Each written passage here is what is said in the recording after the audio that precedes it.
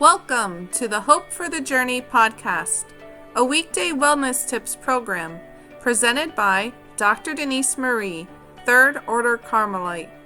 Dr. Denise is a professionally qualified clinical psychologist, health and wellness professor and coach, counselor, plus medicinal herbs educator. Each Hope for the Journey podcast features a well-being key from Dr. Denise, helping you meet your self-care needs for living well. Listener discretion is advised because this and other Hope for the Journey episodes may contain discussions surrounding behavioral health problems and other actual potentially triggering topics. Good day and hello everyone. Welcome back to Hope for the Journey, and I do hope things are coming along okay for you.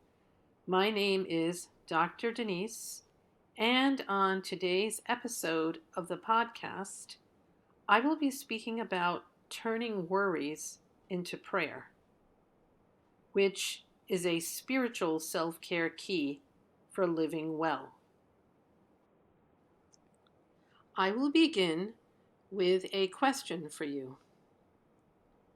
Did you know that fear, which is one of our core emotions, is one of the most frequently misled and mismanaged emotions of our emotional rainbow?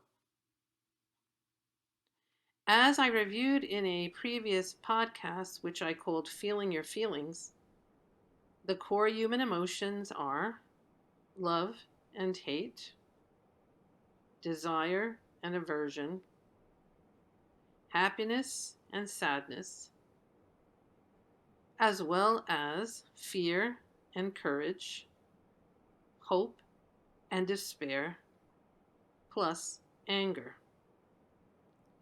Now, fear is actually an emotion that gets stirred up when something that is going on in our lives is perceived as a threat to us, whether that danger be inside of us or outside of us, whether that threat is psychological, spiritual, relational, and/or physical.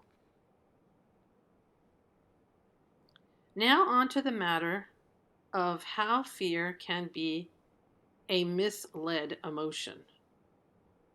I'm going to review 3 scenarios of how fear can be a misled emotion. The first one is fear stemming from one or more scary happenings in our lives, rather than us following a path to have the fear calm down, can be allowed to get us so intensely stimulated by fear that the fear becomes hyperactivated or excessive to the point it becomes worry, an experience that is truly discomforting.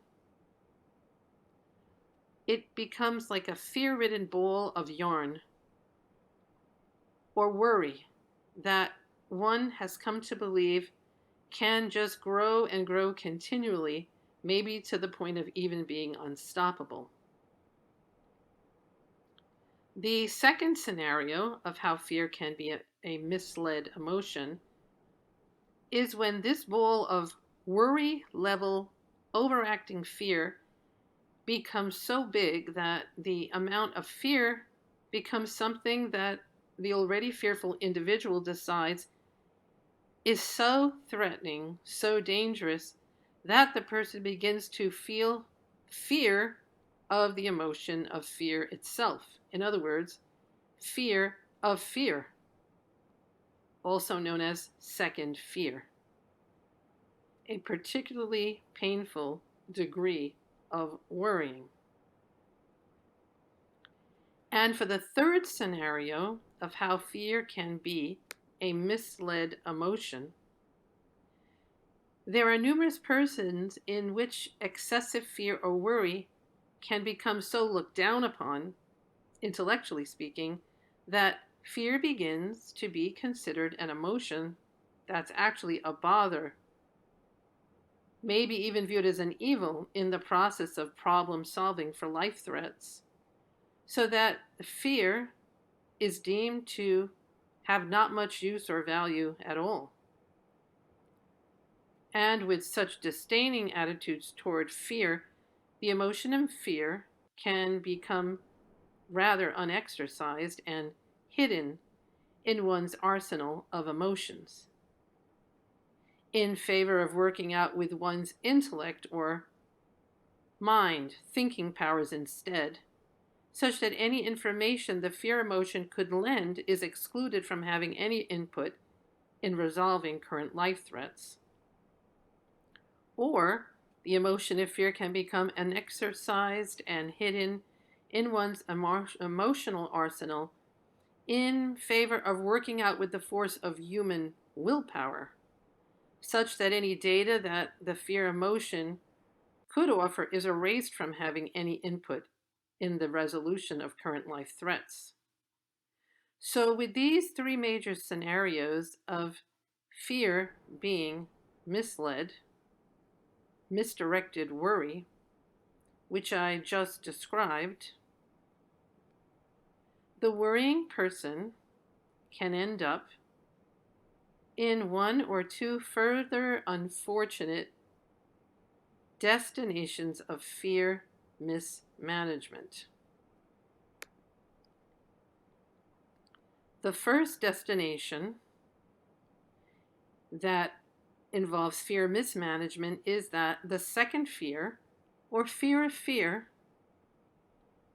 habituates to a pattern of suppressing any first fears that arise in an ongoing opposition strategy which pretends to have the ability to clobber for good any emotional charges of fear and worry that are stirred up.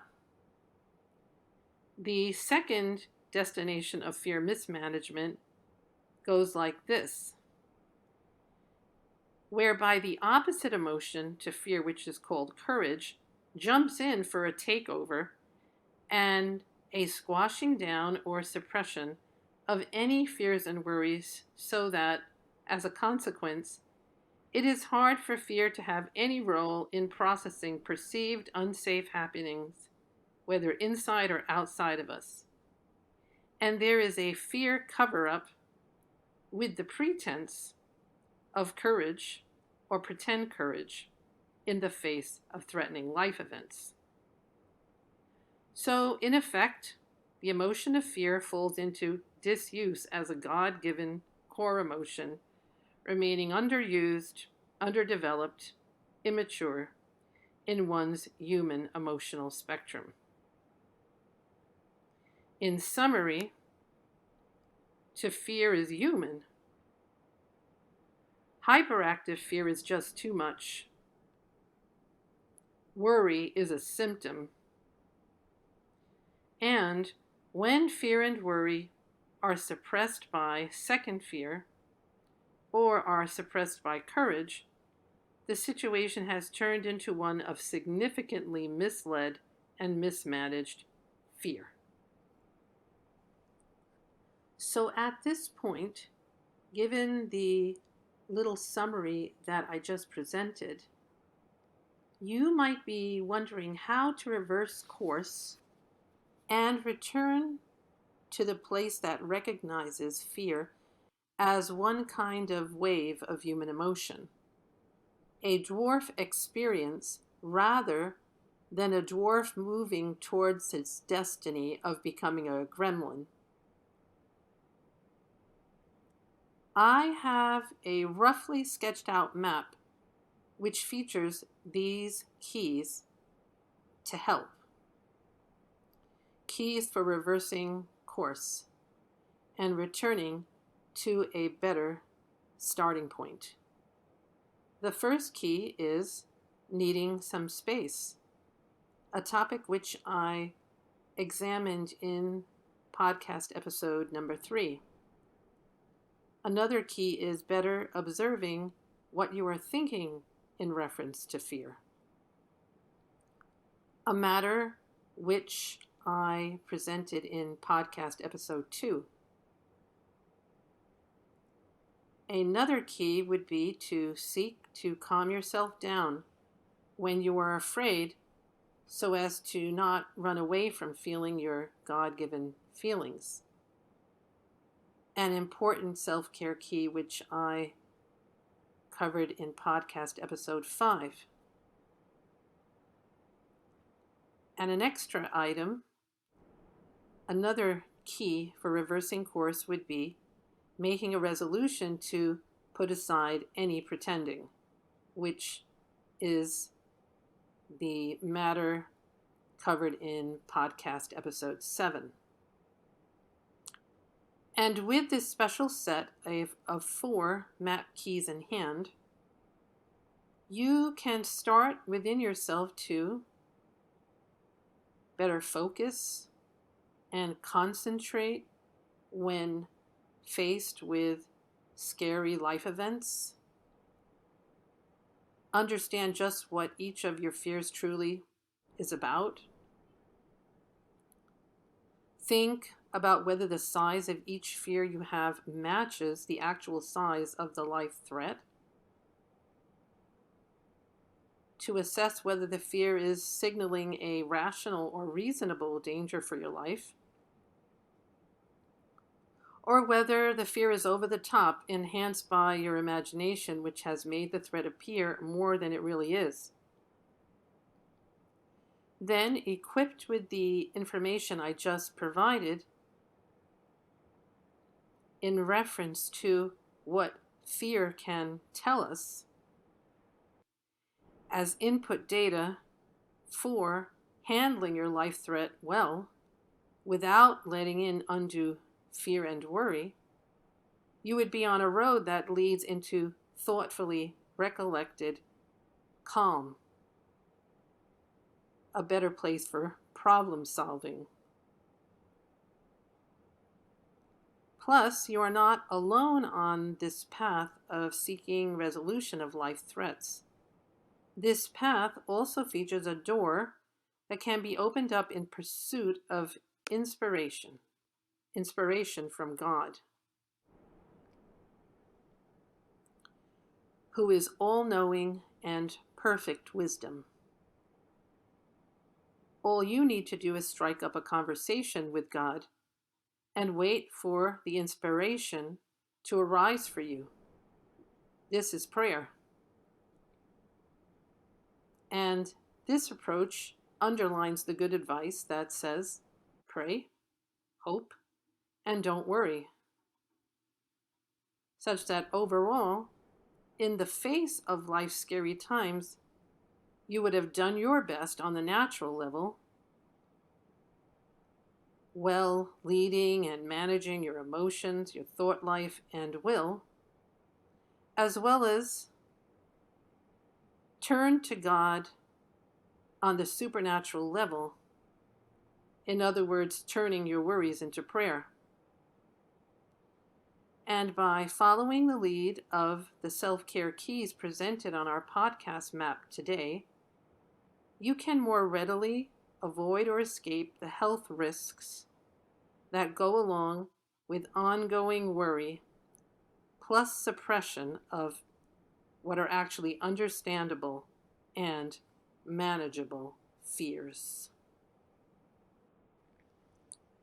Now, for an example of a woman who revealed a practice of turning worries into prayer during her life, we have Whitney Houston.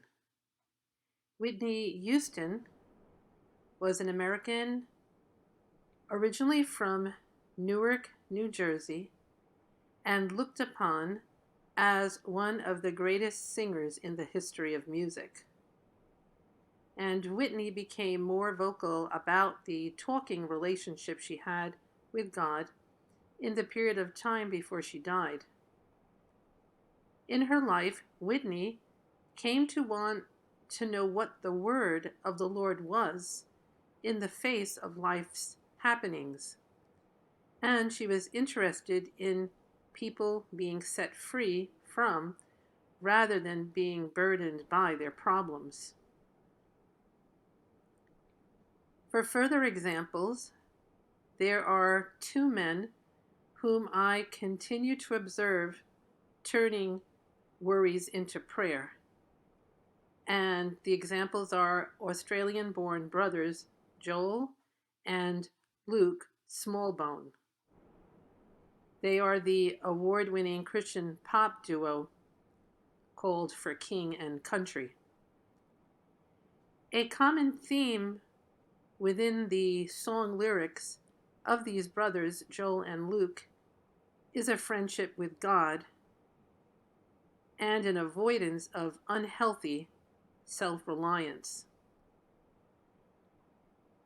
I think you can tell that Whitney's and Joel's and Luke's practices of turning worries into prayer is something that they came to recognize as something needed for living well.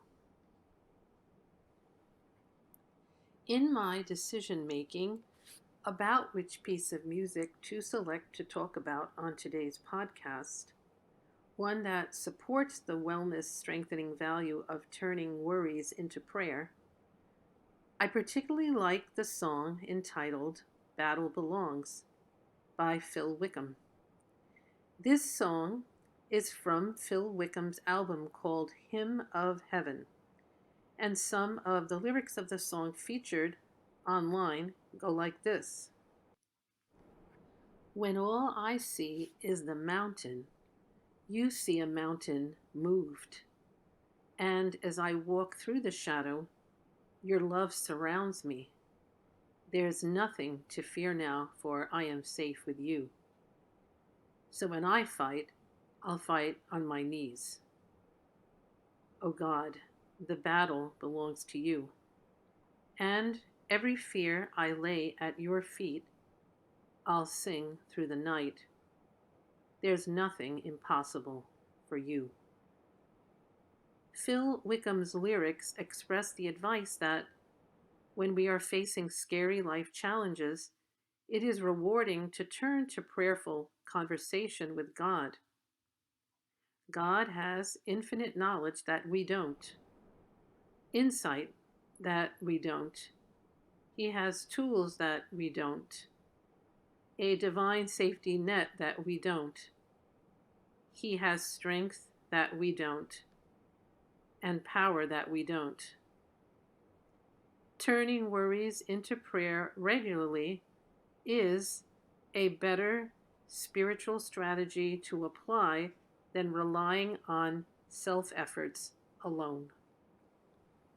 To assist you at this juncture in the podcast toward more care for you and especially your spiritual wellness, I will discuss the following: certain health foods and plants connected to today's spiritual self-care key of turning worries into prayer. Yet, bear in mind that these different health foods and plants are for reviewing with your doctor before use, examining them against the backdrop of your personal health status.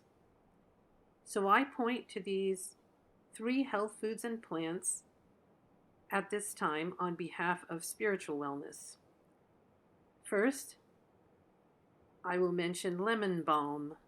Lemon balm is reported to have the effect of lending peace in a situation. Then I note linden flower, linden leaf, which exude a gentle presence, a soothing characteristic in the face of our daily woes. And then there is valerian, an herb that invites a tranquil mood. Though I still point out the good of discussing such health foods and plants with your doctor with reference to your health situation. I feature these herbs here as they are gifts in nature that could serve to complement your journey of turning worries into prayer. I also have something brief to share with you today. A post-it I have written up, a post-it note to encourage you toward implementing a practice of turning worries into prayer. So I hope you will take to heart these words from a friend.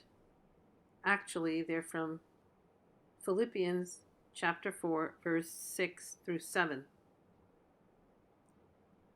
Do not be anxious about anything, but in every situation, by prayer and petition, with thanksgiving, present your requests to God.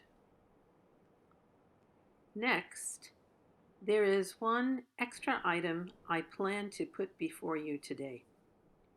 An app that encourages the fine practice of turning worries into prayer. The name of the app I have in mind is Worry Less, Pray More. This app was developed by the group God Taught Me Ministries, Inc. And the description that comes along with this app reads, the Worry Less radio app features music from the latest Christian artists, plus practical and inspirational Bible teachings that you can apply to your everyday life. And beside this particular Worry Less, Pray More app that I just described, you can also keep in mind that there are other avenues of help available through our Hope for the Journey podcast resource center, which is located on Instagram at Cause4Hope. And additionally, for this evening, it is my pleasure to close up this podcast by sharing with you how much I appreciate having been able to spend the time I did with you today, especially to present psychologically whole behavior tips in service of today's key spiritual tip of turning worries into prayer. And please know that I personally wish you more hope for the journey of greater well-being. The Hope for the Journey program airs weekday evenings from 7:45 p.m. to 8:15 p.m. Eastern Standard Time on Instagram and YouTube. Dr. Denise thanks you for listening to her Community Wellness podcast and wishes you to keep in mind that there is cause for hope of more well-being.